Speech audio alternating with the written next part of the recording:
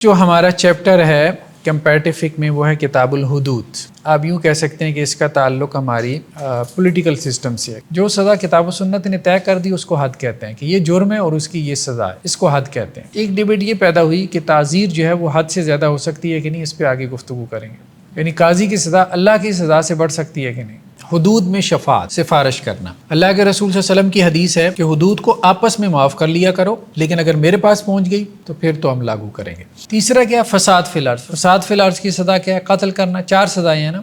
قتل ہے جو لوگ اللہ اور اس کے رسول سے حالت جنگ میں ہیں، وَيَسْعَوْنَ فِي الْأَرْضِ فَسَادًا، اور زمین میں فساد برپا کر رہے ہیں، کچے کے ڈاکو پکے کے ڈاکو، تو اَن يُقَتَّلُوا، بری طرح سے قتل کیے جائیں۔ سرقہ کی سزا۔ سرقہ کیا ہے؟ ہاتھ کاٹنا اگر کوئی چوری کرتا ہے، ٹھیک ہے۔ یہ جتنے کرپٹ عناصر ہیں نا، ان سب کے اگر ہاتھ کاٹ دیے جائے نا تو کرپشن ختم ہو سکتی ہے۔ ابھی تو سب سے بہترین وہ ہے جس کے بارے میں یہ کہتے ہیں کہ جی اگر کھاتا ہے تو لگاتا بھی تو ہے نا، یعنی کھانے کو سب نے ایکسیپٹ کر لیا ہے، بس وہ اتنا کہتے ہیں کہ یار کھا کے تھوڑا لگا بھی دیا کرو۔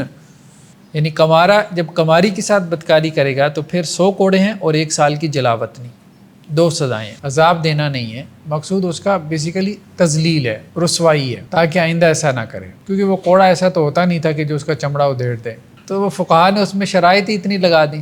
جیسے وہ چمڑے کا چابک ہوتا ہے، آپ یوں سمجھ لیں گھوڑے کو مارنے کے لیے وہ چابک، اور اس کو بھی جو ہے وہ اس نے ایسے ہاتھ نہیں پورا اٹھا کے مارنا، یعنی اس کی بغل نظر نہ آئے، تو ایسے ایسے۔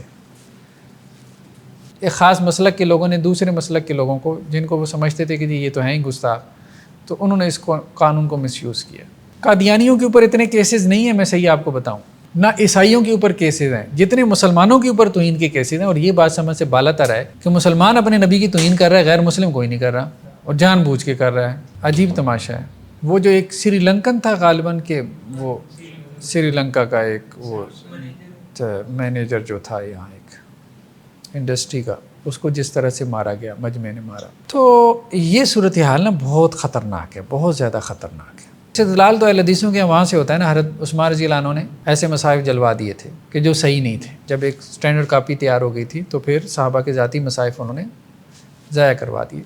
اب اس مسئلے میں اختلاف ہے کہ قرآن کے ایسے پھٹے پرانے اوراق جنہیں مقدس اوراق کہتے ہیں ان کو کس طرح سے ڈسپوز کرے۔ اب کئی حنفی ہیں وہ کہتے ہیں جی نہر میں بہا دیں۔ اب کوئی یہاں نہر میں بہا دے، دوسرا اس کی گردن اڑا دے توہین بنا کے، اب وہ تو علماء کا فتویٰ سمجھ کے، اپنے احناف کا فتویٰ سمجھ کے نہر میں بہا رہا ہے کہ دریا میں بہا دے، دوسرا سمجھے کہ جی یہ تو گٹر کے ساتھ اس کو مس کر رہا ہے، وہ اس کی گردن اڑا دے۔ تو یہ تو خود حنفیوں کو نہیں پتہ کہ ان کے ساتھ کیا ہو سکتا ہے، یہ اس بات کو نہیں سمجھتے۔ اچھا کچھ کہتے ہیں قبرستان میں دفن کرتے ہیں، قبرستان دفن کر کے دوسرا اوپر چل رہا ہے، وہ تو ان کا مسئلہ بنا دے۔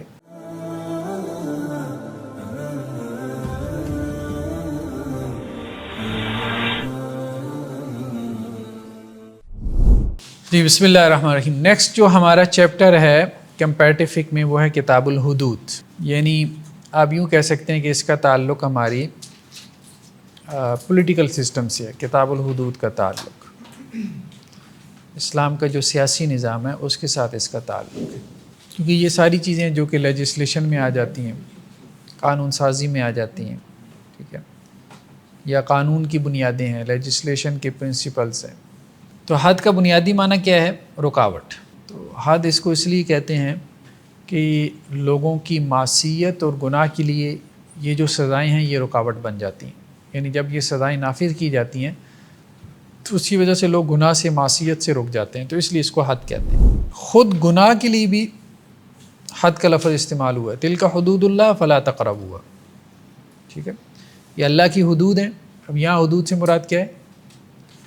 مطلب اب یہ معصیت ہے، اس کے قریب بھی مت پھٹکو، تو خود گناہ کے معنی میں بھی یہ لفظ آ جاتا ہے۔ ویسے اس سے مراد عقوبت ہے، سزا ہے، بنیادی معنی سزا ہے۔ وہ جرائم جن کے اوپر حد جو ہے نا وہ لازم ہو جاتی ہے، تو حد سے مراد ایک تو مقرر کردہ سزا ہے، وہ سزا جو کہ شریعت نے مقرر کر دی اس کو حد کہتے ہیں۔ ایک اور اصطلاح استعمال ہوتی ہے تعزیر۔ تعزیر اس کو کہتے ہیں جو سزا مقرر نہیں ہے، وہ سزا جو کہ کتاب و سنت میں مقرر نہیں ہے، طے نہیں ہے۔ جو سزا کتاب و سنت نے طے کر دی اس کو حد کہتے ہیں کہ یہ جرم ہے اور اس کی یہ سزا ہے، اس کو حد کہتے ہیں، یعنی طے شدہ سزا ہے۔ اور ایک ہے کہ ایک جرم ہے لیکن اس کی سزا طے نہیں ہے، وہ قاضی کی ثوابدید کے اوپر ہے، اس کو تعزیر کہتے ہیں۔ ایک ڈبیٹ یہ پیدا ہوئی کہ تعزیر جو ہے وہ حد سے زیادہ ہو سکتی ہے کہ نہیں، اس پہ آگے گفتگو کریں گے، یعنی قاضی کی سزا اللہ کی سزا سے بڑھ سکتی ہے کہ نہیں۔ تو جو حدود کے جرائم ہیں ان میں سب سے پہلے تو اڈلٹری ہے، بدکاری، زنا، دوسرا قذف یعنی کسی کے اوپر بہتان لگانا، تیسرا چوری، چوتھا شراب نوشی، پانچواں محاربہ یا حرابہ دہشت گردی، چھٹا ارتداد دین اسلام سے پھر جانا، مرتد ہو جانا، اور ساتواں بغاوت خروج، ہاں ڈاکو وغیرہ آ جاتے ہیں، محاربہ، یہ جو آپ کے کچے کے علاقے میں بیٹھے ہیں اب تو پکے میں بھی ہیں بلکہ پکے میں زیادہ ہیں تو میں زیادہ ہیں، ہاں نہیں پکے سے مراد یہ جو آپ کے سارے پولیٹیشین عوانوں میں، آپ عوانوں کو بدنام کرنا چاہتے ہیں جی۔ ایڈلٹری جو بدکاری ہے اس کی جو عقوبت ہے، اس کی جو حد ہے، واللاتی یأتین الفاحشۃ من نسائکم فاستشہدوا علیہن اربعۃ منکم، جو تمہاری عورتوں میں سے بدکاری کی مرتکب ہوں تو ان پہ 4 گواہ بنا لو اپنوں میں سے، اپنوں سے مراد یہ مسلمان ہونے چاہیے۔ فَإِن شَهِدُوا فَأَمْسِكُوهُنَّ فِي الْبُيُوتِ، تو اگر وہ گواہی دیں تو ان کو گھر میں کیا کرو، روک کے رکھو۔ تو شروع میں زنا کی سزا یہی تھی کہ گھر میں روک رکھو، یعنی گھر جو ہے وہ ایک طرح سے سب جیل بنا دو، گھر سے، ہاں ہاؤس اریسٹ جسے کہتے ہیں، کیونکہ گھر سے باہر نکلنے سے ہی تو بدکاری پیدا ہوگی نا، تو گھر میں جیسے ہمارے یہاں نظر بند کر دیا جاتا ہے، حتیٰ یتوفاہن الموت او یجعل اللہ لہن سبیلا، یہاں تک کہ اللہ تعالیٰ کی طرف سے ان کے لیے فیصلہ اجل آ جائے، موت آ جائے، یا پھر اللہ تعالیٰ ان کے لیے کوئی اور رستہ پیدا کر دیں، اور بعد میں پھر احکامات آ بھی گئے سورہ نور کے، ٹھیک ہے۔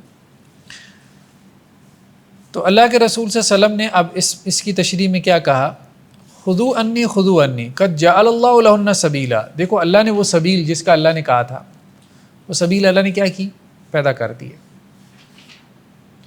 تو وہ کیا ہے، البکر بالبکر، جلد میاں و تغریب عام، یعنی کمارا جب کماری کے ساتھ بدکاری کرے گا تو پھر 100 کوڑے ہیں اور 1 سال کی جلاوطنی، 2 سزائیں ہیں۔ 100 کوڑوں کا تذکرہ تو قرآن نے بھی کیا نا سورہ نور میں، جلاوطنی کی جو سزا ہے یعنی 1 سال کے لیے آپ اسے اس علاقے سے نکال دیں، ٹھیک ہے، یعنی دونوں کو جلاوطن کریں گے نا، مختلف جگہوں پہ بھیجیں گے نا، ٹھیک ہے، یا پھر خاتون اسی شہر میں رہے گی اور وہ جو مرد ہوگا اس کو شہر سے نکال دیں تاکہ دوبارہ بدکاری نہ کریں، مقصد اس کے پیچھے یہ ہے۔ اور سیب کے بدلے میں، یعنی شادی شدہ کے بدلے میں کیا ہے، 100 کوڑے اور رجم ہے۔ شادی شدہ کے ساتھ اگر بدکاری کرے گا تو 100 کوڑے اور پھر رجم بھی ہے، دونوں ہیں۔ یہ اصلاحی صاحب اور غامدی صاحب رجم کو کیوں نہیں مانتے؟ نہیں وہ رجم کو مانتے ہیں، اصلاحی صاحب بھی غامدی صاحب بھی وہ رجم کو مانتے ہیں۔ وہ صرف یہ کہتے ہیں کہ یہ جو سزا تھی نا رجم کی، یہ ریپ کے کیسز میں تھی، شادی شدہ کے کیسز میں نہیں تھی، لیکن یہ بات ان کی درست نہیں ہے۔ وہ ایسی ساری روایتوں کو ریپ کا کیس بناتے ہیں، یعنی زنا بالجبر۔ وہ یہ کہتے ہیں کہ جو شادی شدہ ہے نا اس کو بھی 100 کوڑے ہیں، اور غیر شادی شدہ اس کو بھی 100 کوڑے ہیں، لیکن یہ بات درست نہیں ہے، عقلاً بھی درست نہیں ہے کہ ایک بندہ جس کی شادی نہیں ہوئی اس کی تو چلیں سمجھ میں آتا ہے کہ 100 کوڑے، 100 کوڑے بھی کیا ہے، 100 کوڑے بھی اصل میں تو مقصود اس کا کوئی اس کو تعذیب نہیں ہے، عذاب دینا نہیں ہے، مقصود اس کا بیسیکلی تذلیل ہے، رسوائی ہے، تاکہ آئندہ ایسا نہ کرے، کیونکہ وہ کوڑا ایسا تو ہوتا نہیں تھا کہ جو اس کا چمڑا ادھیڑ دے، ٹھیک ہے۔ جنرل ضیاء الحق کے زمانے میں وہ کوڑے ایک بندے کو لگے تھے 100، تو اس کے بعد وہ مونچھوں کو تاؤ دیتا ہوا باہر کر رہا تھا، تو وہ فقہا نے اس میں شرائط ہی اتنی لگا دیں جیسے وہ چمڑے کا چابک ہوتا ہے، آپ یوں سمجھ لیں گھوڑے کو مارنے کے لیے وہ چابک، اور اس کو بھی جو ہے وہ اس نے ایسے ہاتھ نہیں پورا اٹھا کے مارنا، یعنی اس کی بغل نظر نہ آئے، تو ایسے ایسے، ٹھیک ہے. تو وہ اب ایسے ماریں گے تو کتنا زور سے لگے گا. کلائی کے زور پہ آپ نے مارنا ہے اس کو. ہاں ٹھیک ہے. تو وہ اصل میں اس میں مقصود جو ہے وہ تذلیل ہے، رسوائی ہے، کیونکہ وہ پبلکلی حد جاری ہوگی نا، یہ مقصود ہے. تعذیب اصلاً مقصود نہیں. ٹھیک ہے. تو جو تو شادی شدہ ہے نا، دیکھیں اس میں تو اب ظاہری بات ہے کہ اس کو تو ایک اپرچونٹی حاصل ہے نا، اس کے پاس بیوی ہے یا شوہر ہے، وہ اپنی خواہش وہاں سے پوری کر سکتے ہیں. اب وہ وہاں سے پوری نہ کرے تو اب یہ بات سمجھ میں آتی ہے کہ اس کے لیے سزا سخت ہونی چاہیے. دوسرا یہ ہے کہ اس نے جسے کہتے ہیں نا، اب یہ بات تو عقلی طور پہ بھی دیکھیں، ویسٹ وغیرہ میں بھی جتنا مرضی ہو جائے وہ لوگ ایڈوانس، لیکن خیانت کو پسند نہیں کرتے. لائف پارٹنر جو ہے وہ خیانت کو پسند نہیں کرتے کہ یہ میرے ساتھ خیانت کر کے، ٹھیک ہے، میرا جو لائف پارٹنر ہے کہیں دوسری جگہ منہ ماری کرے. تو یہ جو خیانت ہے نا، یہ گھر کا ادارہ تباہ کر دیتی ہے. یعنی بیوی کرپٹ ہے تو ظاہری بات ہے وہ بچہ لے آئے گی جو اس کے جو ہے وہ خاندان کا ہی نہیں ہے. ہاں ویسٹ میں بھی ایسے ہی ہے، غیرت کے نام پہ قتل کر دیتے ہیں. یہ ایکسیپٹ نہیں ہو سکتا نا، انسانی غیرت اس کو برداشت نہیں کرتی، بلکہ بیویاں بھی بعض اوقات اس خیانت کو برداشت نہیں کرتے. ٹھیک ہے، وہ بھی اپنا شوہر مار دیتی ہیں. تو یہ جو خیانت ہے نا، یہ قتل و غارت کے اوپر منتج ہوتی ہے، جو میاں بیوی کی خیانت ہے، ایکسٹرا میرٹل ریلیشن شپ جسے کہتے ہیں. تو وہ فساد بن جاتا ہے پھر سوسائٹی میں. قتل و غارت جو ہے اس سے بچانے کے لیے اس کی سزا بہت سخت مقرر کی گئی. تو خاندان تباہ ہو جاتے ہیں نا، وہ بھی آگے کسی دوسری جو ہے وہ شادی شدہ خاندان میں اب ایسے ہی ہے ہمارے یہاں، ایک شادی شدہ جو ہے وہ کسی دوسری شادی شدہ، تو اب 2 خاندان تباہ ہوتے ہیں، 2 خاندان تباہ ہوتے ہیں. تو رجم کا مطلب یہ سٹون ٹو ڈیتھ، یعنی پتھر مار مار کے اس کو کیا کرنا، ہلاک کر دینا. جی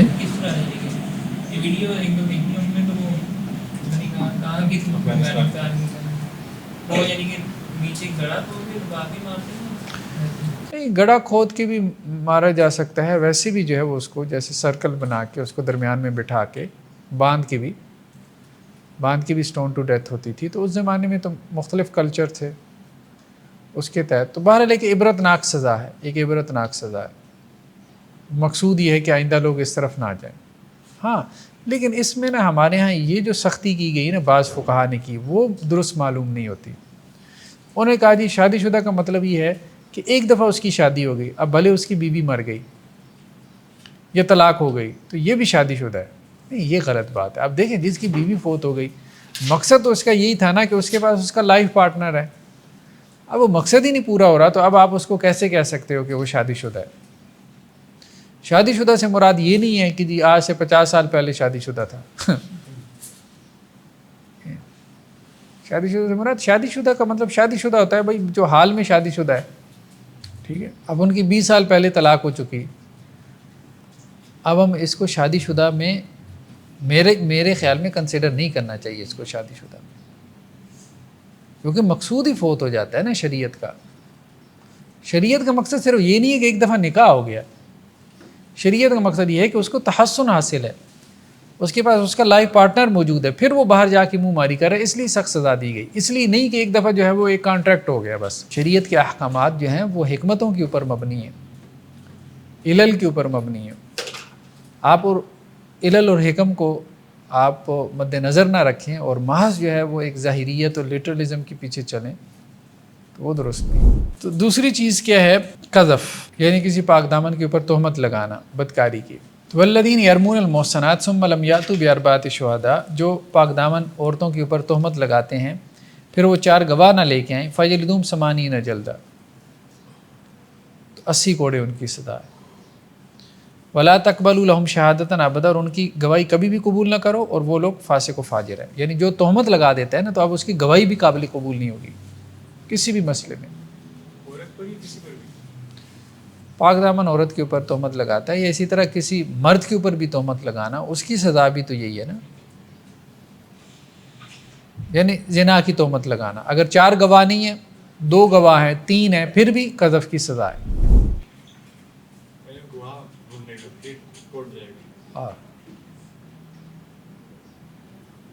ٹھیک ہے، تو گواہ ہونے ضروری ہیں. 4 گواہ نہیں ہیں تو بس خاموش رہو، کوئی اعلان کرنے کی ضرورت نہیں فلانا ایسا ہے فلانی ایسی ہے، خاموش رہو. 3 بھی اگر کہیں گے کہ ہم نے آنکھوں سے دیکھا ہے، آئی وٹنس ہیں، ان تینوں کو قذف کی حد جاری ہوگی.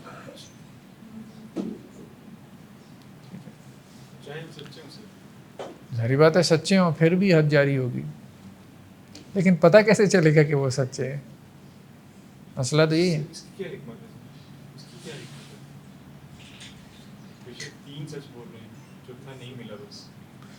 اس کی حکمت یہ ہے کہ اصل میں جب کوئی برائی جو ہے نا وہ پبلک ہونا شروع ہو جائے، عوام میں پھیلنا شروع ہو جائے، تو پھر سخت حد جو ہے وہ جاری کی جاتی ہے. یعنی جب آپ کی معصیت، آپ کا جو گناہ ہے وہ سوسائٹی میں فساد برپا کرنے کا ذریعہ بن جائے، تو فساد فی الارض جو ہے نا یہ اللہ تعالیٰ برداشت نہیں کرتے. ہاں، ایک گناہ کا اثر خود آپ تک محدود ہے، اس سے درگزر بھی کر دیا، اپنے طور پہ معافی مانگ لے، ٹھیک ہے، کوئی حرج کی بات نہیں. سرقہ کی سزا، سرقہ کیا ہے؟ قطع الید، ہاتھ کاٹنا اگر کوئی چوری کرتا ہے. اور سرقہ میں کرپشن بھی آ جاتی ہے کہ بالاولا آ جاتی ہے، ٹھیک ہے. یہ جتنے کرپٹ عناصر ہیں نا ان سب کے اگر ہاتھ کاٹ دیے جائے نا تو کرپشن ختم ہو سکتی ہے. مطلب ایک اماؤنٹ مقرر کر دی جائے کہ 10,000 کی کرپشن جس کی بھی ثابت ہو گئی، کسی بھی سرکاری محکمے میں اس کا ہاتھ کاٹ دو بس. تو والسارق والسارقۃ فاقطعوا ایدیہما، چوری کرنے والا مرد ہو یا عورت ہو ان کے ہاتھ کاٹ دو. جزاء بما کسبا، یہ بدلہ ہے اس کا جو انہوں نے کمایا. نکالا من اللہ، اللہ کی طرف سے عبرت ہے. اللہ عزیز الحکیم، اللہ تعالیٰ غالب حکمت والا ہے. تیسرا کیا؟ فساد فی الارض. فساد فی الارض کی سزا کیا ہے؟ قتل کرنا. 4 سزائیں ہیں نا، قتل ہے، سولی دے دینا ہے، جلا وطنی ہے، یا مخالف سمت سے ہاتھ پاؤں کاٹنا ہے.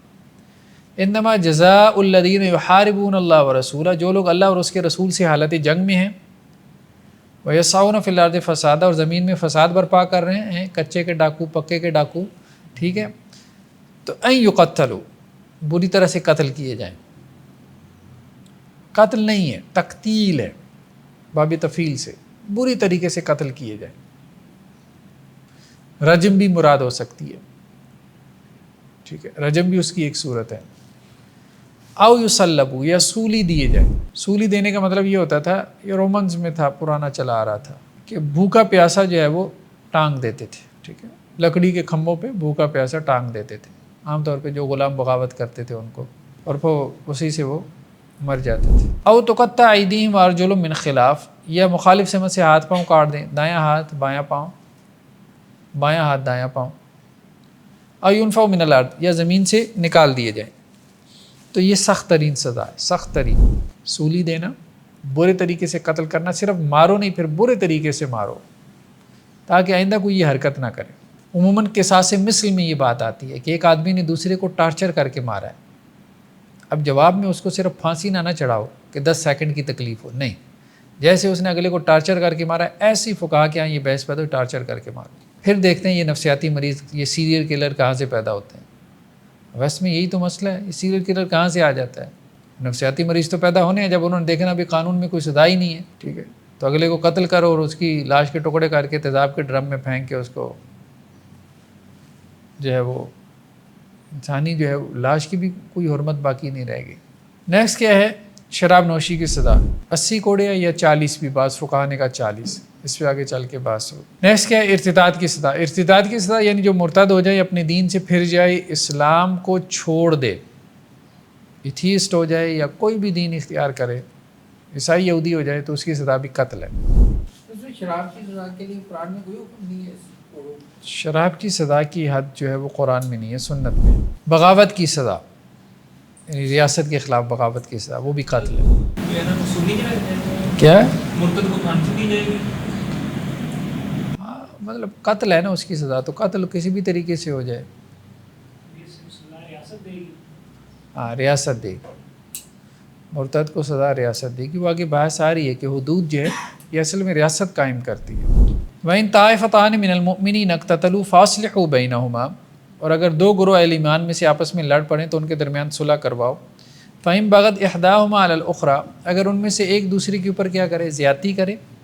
فَقَاتِلُوا الَّتِي تَبْغِي حَتَّى تَفِيءَ إِلَىٰ أَمْرِ اللَّهِ، تو اس سے قتال کرو جو زیادتی کر رہا ہے یہاں تک کہ وہ واپس اللہ کے حکم کی طرف لوٹ آئے.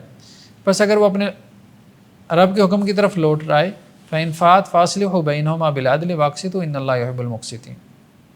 تو یہ ہے نا فَقَاتِلُوا الَّتِي تَبْغِي، مسلمانوں میں سے جو گروہ زیادتی کرے تو اس سے کیا کرنا ہے، قتال کرنا ہے. تو بغض اسی سے نکلا ہے نا، زیادتی، ظلم، ٹھیک ہے، بغاوت. اللہ کے رسول صلی اللہ علیہ وسلم کی حدیث ہے کہ میرے بعد فتنے پیدا ہوں گے، اور جو شخص مسلمانوں کی جماعت میں تفریق پیدا کرنا چاہے، یعنی ان کا جو سیاسی امر ہے اگر وہ مجتمع ہیں کسی ایک مسئلے پہ اور وہ ان میں تفرقہ پیدا کرنا چاہے، ان کو توڑنا چاہے، وہم جمیعٌ، جبکہ وہ ایک جتھا ہوں، ایک گروہ ہو. تو پاکستان کے 4 ٹکڑے کرنے ہیں، اسٹیٹ کو آپ نے ڈیوائیڈ کرنا ہے، ڈیوائیڈ اینڈ رول جو برٹش نے کیا، برٹش گورنمنٹ نے. یہ بات ہے، مسلمان جب تقسیم ہوگا تو سیاسی اعتبار سے کمزور ہوگا، جب سیاسی اعتبار سے کمزور ہوگا تو غیر مسلم اقوام کیا کریں گی. تو اب جیسے ایسٹ پاکستان، مشرقی پاکستان ہم سے علیحدہ ہو گیا، بنگلہ دیش بن گیا، تو غیروں نے یہی کام تو کیا ہے. کوئی بھی ریاست نہیں چاہتی کہ وہ ٹوٹے، کوئی بھی ریاست نہیں چاہتی، کیونکہ اس کو پتہ ہے کہ اس سے وہ کمزور ہوگی. تو یہ وہی بات کہی جا رہی ہے. پولیٹیکل سسٹم میں سب سے پہلی چیز کیا ہے، سیاسی وحدت. سیاسی وحدت نہیں ہے تو آپ کے یہاں کچھ بھی نہیں ہے. تو جو بندہ یہ کام کرے کہ مسلمان جو ہے وہ ایک گروہ ہوں اور وہ آ کے مسلمانوں میں تفریق پیدا کرنا چاہے، یعنی ان کو ٹکڑے ٹکڑے کرنا چاہے، اس کو تم قتل کر دو، بھلے کوئی بھی ہو، گردن اڑا دو اس کی. سیاسی وحدت جو ہے اس میں تفریقہ کسی صورت قابل برداشت نہیں ہے. ہمارا جو سیاسی نظام ہے وہ تو شاید ایسا لگتا ہے بنائی اس لیے گیا ہے کہ ٹکڑے ہی ہوتا ہے، لائک مطلب کوئی کسی کو کام نہیں کرنے دیتا، کوئی کسی کو کام نہیں کرنے دیتا، اپوزیشن ہوتی ہے وہ چلنے نہیں دیتی.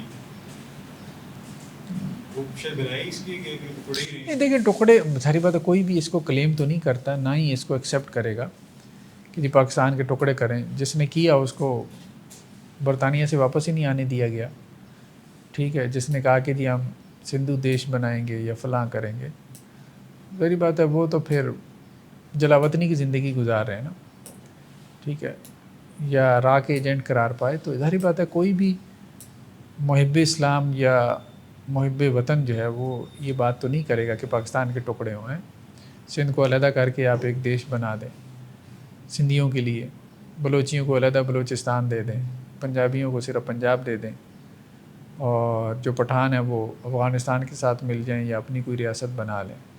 گلگت بلتستان والے تو پہلے ہی علیحدہ ہیں، کشمیر بھی آزاد ہے. اس کے بعد کیا رہ جائے گا؟ کچھ بھی نہیں رہ جائے گا. تو کوئی بھی نہیں، مطلب کوئی عقل مند اس چیز کو ایکسیپٹ نہیں کر سکتا. ہاں عقل مندی تو یہ ہے کہ جو مسلم سٹیٹس اب بن گئی ہیں یہ 50+، یہ بھی مل کے ایک وحدت بنائیں، جیسے ناٹو فورسز نے بنائی، ٹھیک ہے. تو عقل مندی تو یہ ہے کہ یہ مل کے ایک سیاسی وحدت بنے اور امت کے مسائل حل کریں، بجائے اس کے کہ جو بن گئی ہیں اب وہ مزید 50 سے جو ہے وہ 500 ٹکڑیاں بن جائیں. تو وہ کمزوری ہے، سیاسی اعتبار سے کمزوری. تو حدود کو قائم کرنا یہ کیا ہے؟ یہ واجب ہے. یہاں پہ یہ کچھ روایات لے کے آئے ہیں. حضرت ابو ہریرہ سے روایت ہے کہ آپ صلی اللہ علیہ وسلم فرمایا، ایک حد جو کہ زمین کے اندر قائم کی جائے 40 دن کی بارش سے بہتر ہے. یعنی 40 دن کی بارش سے جو خیر پیدا ہوتی ہے اس سے زیادہ خیر اللہ کے ایک حکم کو نافذ کرنے سے پیدا ہوتی ہے. اگرچہ اس روایت کی سند پہ کچھ کلام بھی ہے، لیکن بہرحال بات ایک اعتبار سے ٹھیک بھی ہے. قرآن نے بھی کہا نا، فَلَوْ أَنَّهُمْ أَقَامُوا التَّوْرَاةَ وَالْإِنْجِيلَ وَمَا أُنزِلَ إِلَيْهِم مِّن رَّبِّهِمْ لَأَكَلُوا مِن فَوْقِهِم وَمِن تَحْتِ أَرْجُلِهِم. کہ اگر تورات اور انجیل کو وہ قائم کرتے اور جو ان کے رب کی طرف سے ان کی طرف نازل کیے گئے یعنی قرآن، تو اپنے اوپر اور نیچے دونوں سے کھاتے. زمین بھی اپنے خزانے اگل دیتی، آسمان بھی بارشیں برساتا. تو یہ ہے کہ معاشی خوشحالی اللہ کے احکامات کے نفاذ میں ہے، یہ بات تو ہے. دیکھیں سب سے بڑی بات ہے، صرف ایک حکم نافذ کر دیا جائے نا، سارے روتے ہیں جی پاکستان کرپشن میں اتنے نمبر پر ہے. جس نے کرپشن کی اس کا ہاتھ کاٹ دیں گے. 10,000 کی کرپشن ثابت ہو جائے، اب ایک حکم، اس کے بعد اب آپ دیکھیں کتنی معاشی خوشحالی آتی ہے. وہ معاشی خوشحالی آئے گی کہ پاکستان شاید معاشی خوشحالی میں ساروں کو پیچھے چھوڑ جائے. اب وہ سارے پھر ہجرت کر جائیں گے نا، وہ سارے یہاں سے نکل جائے گا، گند صاف ہو جائے گا نا، معاشرہ صاف ہو جائے گا، سوسائٹی. ابھی تو سب سے بہترین وہ ہے جس کے بارے میں یہ کہتے ہیں کہ جی اگر کھاتا ہے تو لگاتا بھی تو ہے نا. یہ سب سے بہترین ہے، یعنی کھانے کو سب نے ایکسیپٹ کر لیا، بس وہ اتنا کہتے ہیں کہ یار کھا کے تھوڑا لگا بھی دیا کرو. ایک اور روایت یہ یہاں پہ لے کے آئے ہیں کہ اللہ کے نبی صلی اللہ علیہ وسلم فرمایا کہ اللہ کی حدود میں سے کسی حد کے جاری ہونے میں اگر کوئی شخص حائل ہوا تو اس نے اللہ کے حکم کے متضاد حکم کو جاری کرنے کی کوشش کی. اللہ کی حدود میں سفارش بھی جائز نہیں ہے. ایک دفعہ ثابت ہو جائے کہ اللہ کی حد کے قابل ہے تو اس پہ اللہ کی حد جاری ہوگی. کسی کی سفارش قابل قبول نہیں، ایکسیپٹیڈ نہیں، امریکہ کی بھی نہیں. ریمنڈ ڈیوس جو ہے اب وہ نہیں کہ جی اب امریکہ آئے اور کہے کہ جی اب ہم اس کو اٹھا کے لے کے چلے جائیں، تو بہت ضروری ہے. لیکن ایک بات اور اہم ہے، ڈاکٹر اسرار احمد علیہ رحمہ بھی کرتے تھے کہ بات یہ ہے کہ صرف حدود کو مت دیکھیں، اس سے پہلے وہ معاشی خوشحالی بھی ہونی چاہیے. تو ہمارے ہاں جو سوشل جسٹس کا نظام ہے وہ بھی ہونا چاہیے. اسلام پوری ایک چین کی طرح، اس میں سے آپ ایک کڑی ہاں، نکال دیں گے تو سارا سسٹم. ایک کڑی بھی. اب سوسائٹی کی صورتحال یہ ہے کہ لوگ نماز نہیں پڑھ رہے، اتنی بے حیائی ہے، عریانی فحاشی ہے، سارا کچھ ہے. اب ایسے میں اب آپ حد جاری صرف کرنا شروع کر دیں، باقی کچھ بھی نہ کریں تو ایک بیڈ امیج جائے گا. مطلب پورا اسلام لے کے آئیں نا، پھر پورا اسلام لے کے آئیں.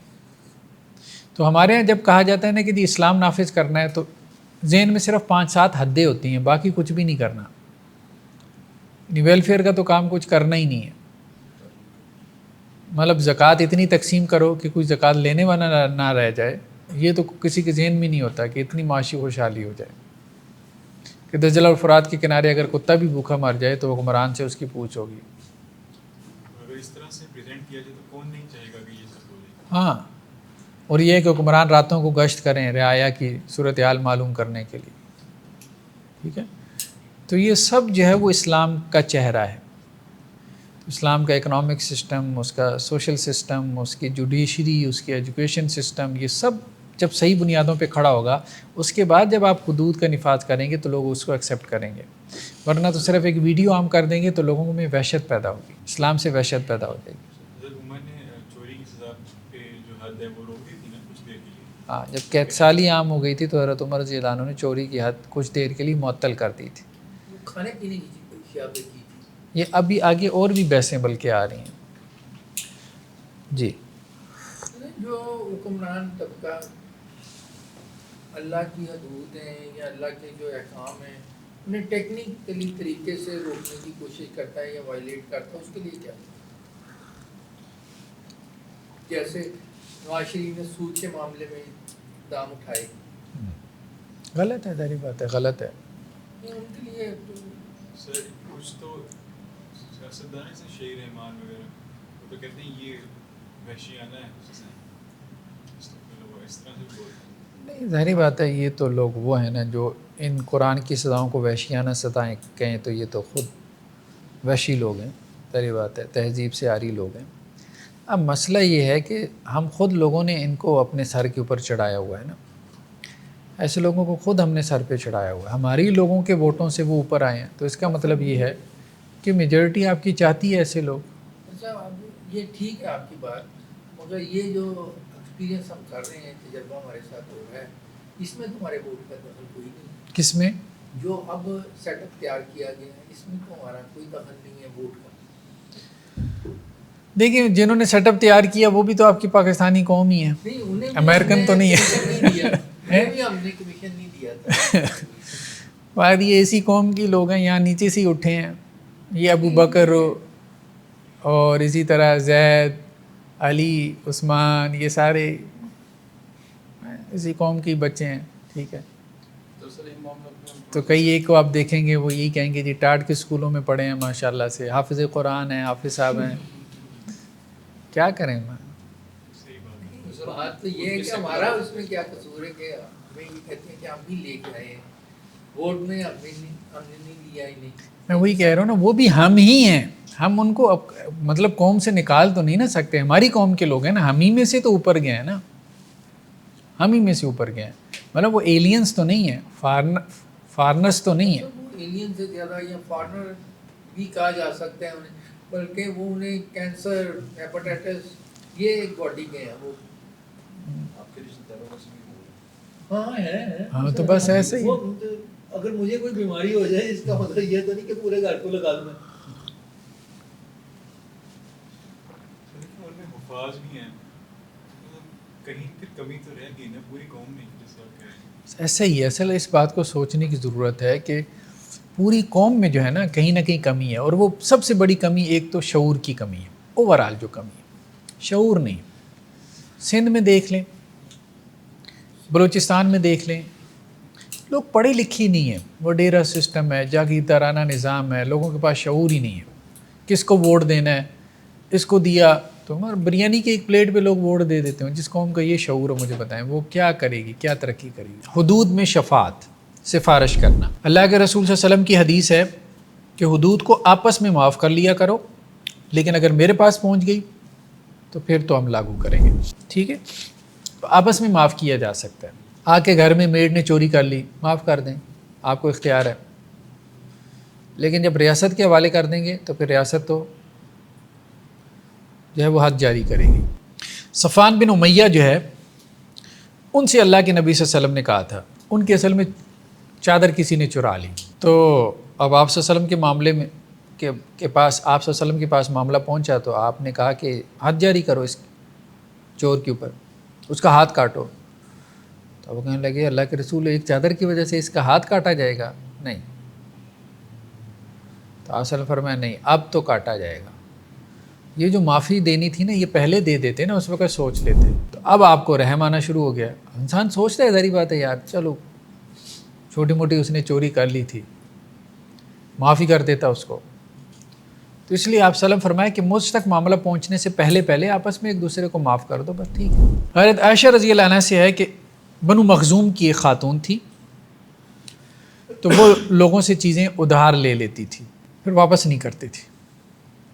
واپس مانگتا تھا تو مجھے کب دی، جیسے ہمارے یہاں بھی کچھ لوگ کرتے ہیں، چیزیں ادھار پہ مانگ لیتے ہیں، پھر بعد میں جب آپ ان سے پوچھیں تو کہتے ہیں کب دی تھی، گواہ ہے. تو آپ صلی اللہ علیہ وسلم نے اس کا ہاتھ کاٹنے کا حکم دیا.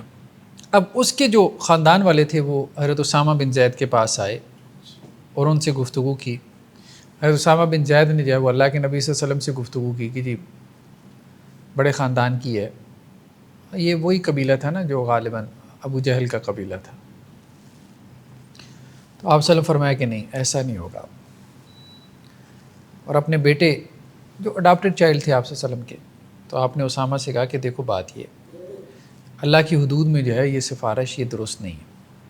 پھر آپ نے جو ہے وہ خطبہ دیا اور آپ نے کہا دیکھو پہلی قومیں اس لیے ہلاک ہو گئیں کہ جب کوئی شریف آدمی چوری کرتا تھا تو لوگ اس پہ سزا جاری نہیں کرتے تھے، اور اگر کوئی کمزور یا غریب آدمی چوری کرتا تھا تو اس پہ حد جاری کر دیتے تھے. اللہ کی قسم جس کے ہاتھ میں میری جان ہے، اگر فاطمہ بنت محمد علیہ الصلاۃ والسلام بھی چوری کرے گی تو اس کا بھی ہاتھ کاٹا جائے گا. تو اس مخزومی عورت کا پھر ہاتھ کاٹ دیا گیا. تو بہرحال اس سے اب یہ بات بھی بہت اہم معلوم ہوئی کہ حد جو ہے نا وہ یہ نہیں ہے کہ جی غریب کے اوپر ہی. اب جیسے ہمارے ہاں قانون صرف غریب کے لیے، یہ درست نہیں جی. نہیں رائٹ ہے. آدمی جو ہے وہ دائنا ہاتھ کاٹا جاتا ہے، اور دوسری دفعہ چوری کرے گا تو بایاں ہاتھ کاٹ دیا جائے گا. پہلی دفعہ میں دایاں ہاتھ، دوسری دفعہ میں بایاں ہاتھ. نیکسٹ کیا ہے، شبہات کی وجہ سے حدود کو رفع کیا جائے گا. یعنی حد اسی صورت میں قائم ہوگی جب معاملہ بالکل صریح ہے، واضح ہے، کلیئر کٹ ہے. اگر شبہ پڑ گیا تو پھر حد نہیں ہوگی، پھر تعزیر ہو سکتی ہے. ٹھیک ہے، کیونکہ حد تو انتہائی سزا ہے نا، تو انتہائی سزا اسی وقت ثابت ہوتی ہے جب جو ہے وہ جرم ثابت ہو جائے۔ حضرت ابو ہریرہ سے ہے کہ آپ صلی اللہ علیہ وسلم فرمایا مسلمانوں سے حدود کو دور کرو جس قدر استطاعت رکھتے ہو، اگر کوئی نکلنے کا راستہ ہو تو ان کا راستہ چھوڑ دو، کیونکہ جو حکمران ہے وہ اگر معاف کر دینے میں غلطی کر لے تو یہ اس سے زیادہ بہتر ہے کہ سزا دینے میں غلطی کرے، یعنی غلطی سے معاف کر دے تو یہ زیادہ بہتر ہے بنسبت اس کے کہ غلطی سے سزا دے دے۔ بعض اوقات ہوتا ہے نا کہ ایک آدمی اس نے جرم ہی نہیں کیا ہوتا، بیچارہ جیلوں میں پڑے رہتے ہیں، ہمارے یہاں ہوتا ہے 20 سال بعد 25-30 سال بعد پتہ چلتا ہے کہ جس نے وہ قتل ہی نہیں کیا تھا، جس کی اس نے آدھی عمر سے زیادہ سزا کاٹ لی ہے۔ تو اسلام یہ کہتا ہے کہ نہیں، شبے کی وجہ سے اس کو مارجن دو۔ سر ہم نے ایک بات کی کہ شبے کی وجہ سے تعزیر دے سکتے جی ہیں، شبہ کی وجہ سے تعزیرات نافذ ہو سکتی ہیں۔ جی جی تو اگر مطلب کہ زنا کے کیس اس میں جس طرح سے CCTV فوٹیج یعنی کہ 4 گواہ نہیں بھی ایک شخص وہ فوٹیج پیش کرتا ہے، اس کی بیس پہ تعزیر فوٹیج جو ہے نا عدالتیں اب اس کو نہیں نہ کرتی، عدالتیں جو ہے وہ اس کو اس کی بنیاد پہ فیصلے نہیں کرتی، فوٹیج کی بنیاد پہ کیوں نہیں کرتی؟ یہ بہت بڑا مسئلہ ہے، فوٹیج تو کوئی بھی کسی کی بنا لے، فوٹیج تو کوئی ظاہری بات ہے وہ ہے ہی نہیں، عدالت کے نزدیک تو کوئی اس طرح کی ایویڈنس ہے ہی نہیں۔ نہیں اسلام دیکھیں بات یہ ہے کہ فوٹیج کیسے ہو سکتی ہے، مجھے بتا کس کی فوٹیج نہیں ہے یا کس کی نہیں بنائی جا سکتی؟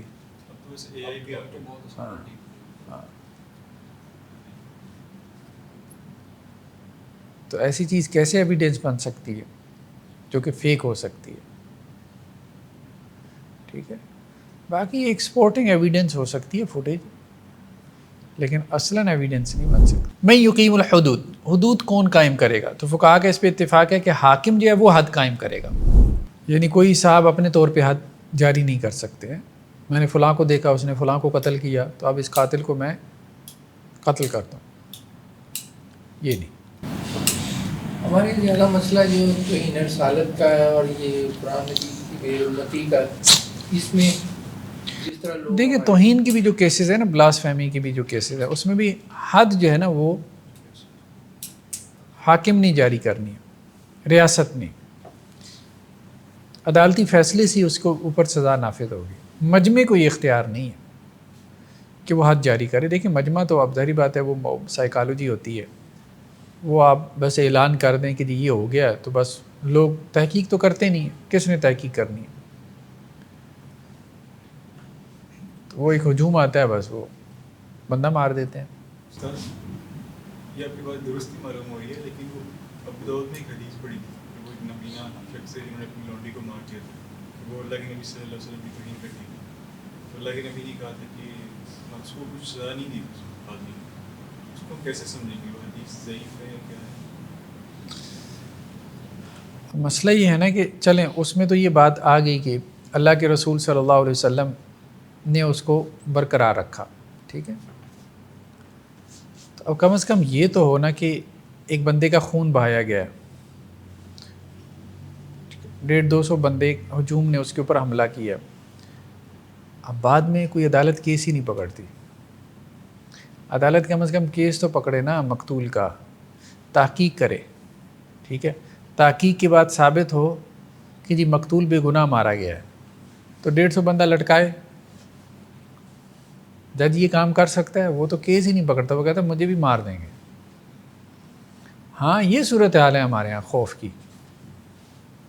ایسے ہی یعنی کہ اگر واقعی میں اس نے ایسا کچھ کیا تو لوگوں نے اسے مار دیا، وہ ایک علیحدہ مسئلہ ہے کہ واقعتاً اگر اس نے کوئی گستاخی یا توہین کی تھی اور لوگوں نے اس کو مار دیا ہے، وہ ایک علیحدہ مسئلہ ہے کہ اس کا خون ہدر ہے، مطلب ضائع رائے گاہ جائے گا، ٹھیک ہے، لیکن یہ ہے کہ قانون اپنے ہاتھ میں لینے کی تو سزا ہوگی نا، وہ سزا کیا ہوگی؟ وہ سزا ان کو تعزیر کرے گا جج، تعزیر کی جائے گی۔ ہاں، ورنہ تو قیاس اور نظر کی پھیلے گی۔ وہ تو ٹھیک ہے، اللہ کے رسول صلی اللہ علیہ وسلم نے کیوں نہیں کی تعزیر کی؟ بس یہ سمجھنا چاہ رہا ہوں، اللہ کے رسول نے کیوں نہیں تعزیر کی؟ دیکھیں نا ان کا معاملہ یہ تھا کہ ان خاتون کی جو توہین تھی وہ معروف ہو گئی تھی،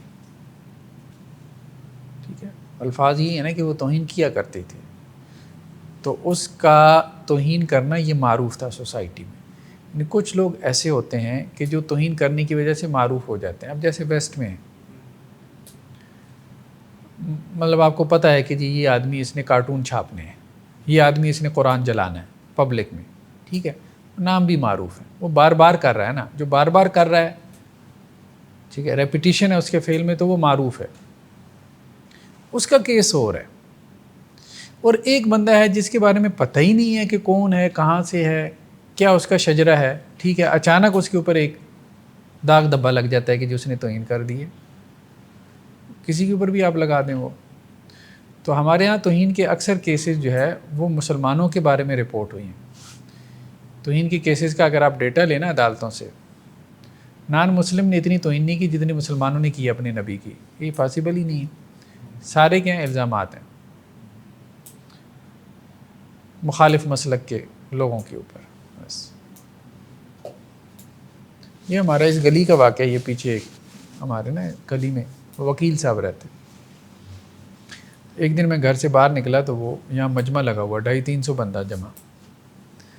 میں نے کچھ نوجوانوں سے پوچھا کیا ہوا ہے. جو وکیل جو ہے نا اس کے بیٹے نے قرآن جلایا. تو میں نے کہا تم نے دیکھا ہے؟ دیکھا تو کسی نے بھی نہیں ہے. تو میں نے دیکھا کس نے؟ 300 بندہ ہے، 300 بندے میں سے کسی نے نہیں دیکھا. ٹھیک ہے، وہاں پولیس کی 3 موبائل پھر رہی تھی. ایس پی وہاں وہ اسپیکر پہ بات چیت کر رہا تھا، کہہ رہا تھا کہ اگر اس نے قرآن جلایا ہے تو ہمارے قانون میں سزا موجود ہے، تو میں اس کو لے کے جا رہا ہوں. یہ پولیس کی گاڑیاں کھڑی ہیں، اس میں ہم FIR کاٹتے ہیں، میں بھی مسلمان ہوں. اس نے بڑی جذباتی تقریر کی. اب وہ مجمع کہہ رہا تھا کہ انہیں قرآن جلایا سی انہیں ایتھے جلانا. ہاں، تھانے شانے کی بات کوئی نہیں ہے، یہاں جلانا ہے ہم نے، اس کو زندہ جلانا ہے. اچھا دیکھا کس نے؟ ان 300 میں کسی ایک نے بھی نہیں دیکھا. ایک خاتون نے دیکھا تھا، ایک خاتون نے، بزرگ خاتون نے دیکھا تھا اپنے گھر کی چھت، جن کی چھت ان کی چھت کے ساتھ ملتی تھی. انہوں نے دیکھا کہ یہ وکیلاں دا منڈا جڑا نا اپنی چھت پہ قرآن جلا رہے ہیں. ان خاتون نے بھی کیا کام کیا، جو سٹوری ساری وہاں پہ لوگ آپس میں ڈسکس کر رہے تھے. ان خاتون نے جو ہے وہ اپنے گھر کا ایک لڑکا دوڑایا. یہ 7 مسجد ہے محلے کی، ٹھیک ہے، بریلوی اسکول آف تھاٹ کی ہے باہر. تو وہاں انہوں نے اپنا بچہ دوڑایا.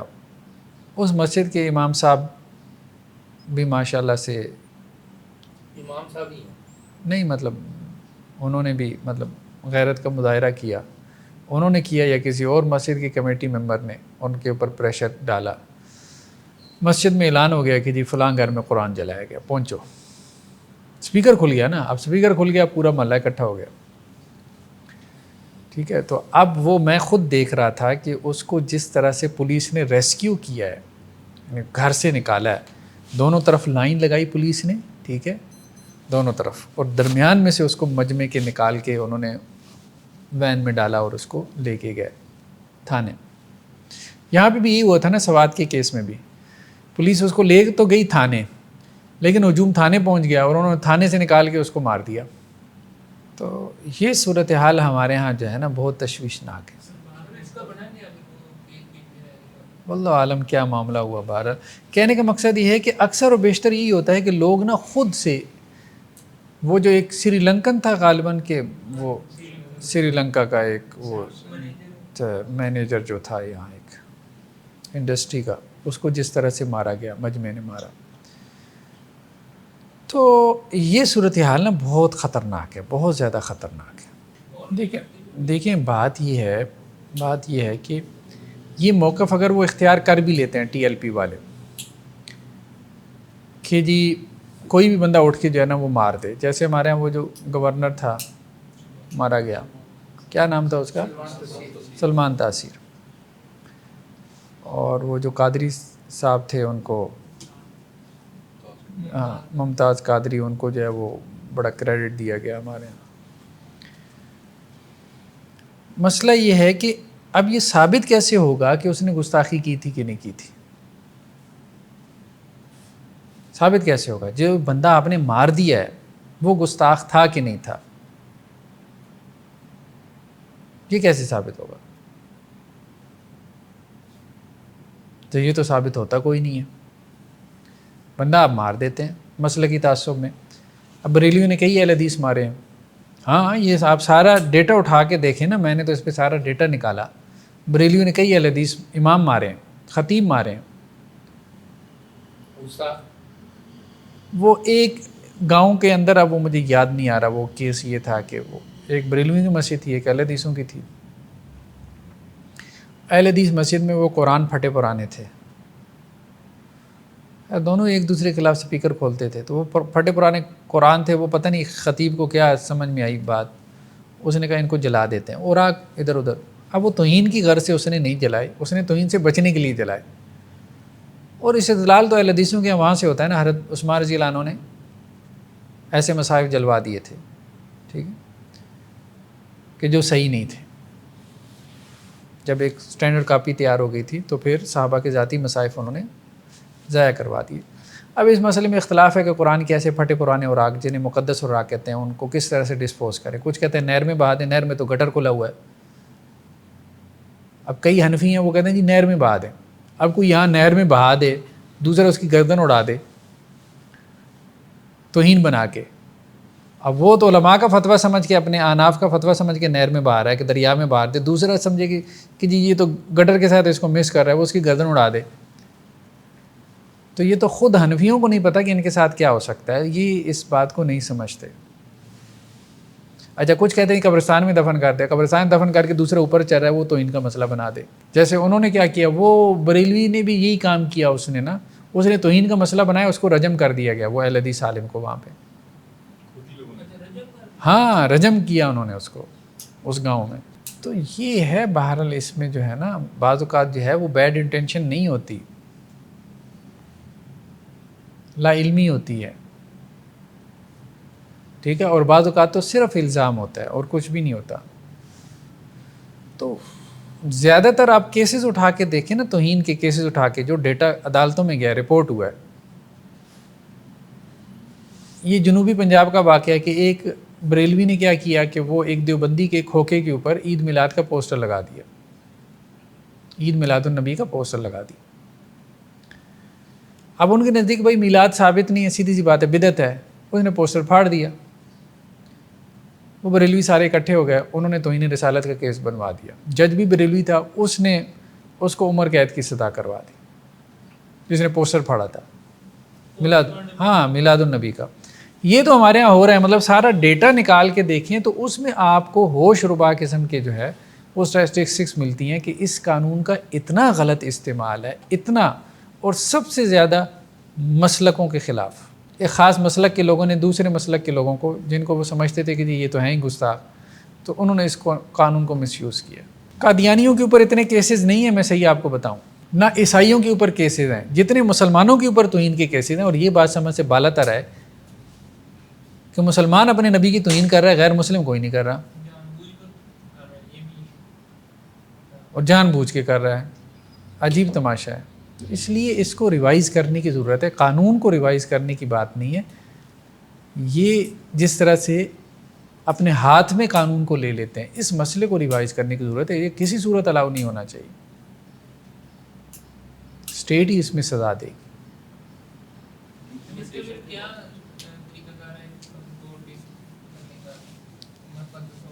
کیا ہے